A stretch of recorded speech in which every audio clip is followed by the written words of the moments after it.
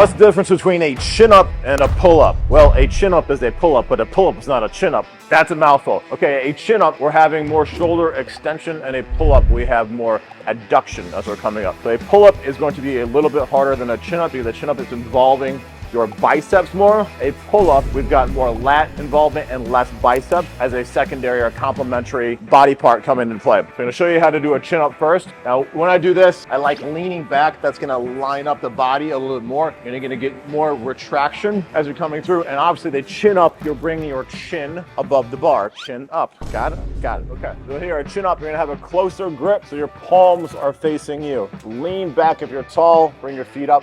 Come all the way up so that chin is above the bar. Then we're controlling on the way down. We have that full stretch on the way down, a little dead hang here.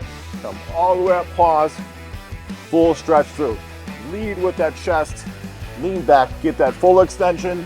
You can pause at the top, but the more important is that lengthened position at the bottom, all the way through.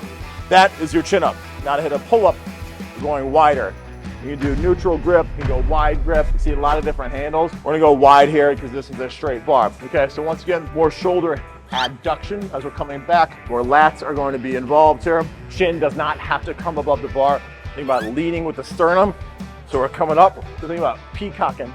Peacock, yeah, I said that with your chest. All right, here we go. Hands wide, so now the palms are facing away. I still lean back with it. Come up, lead with that chest.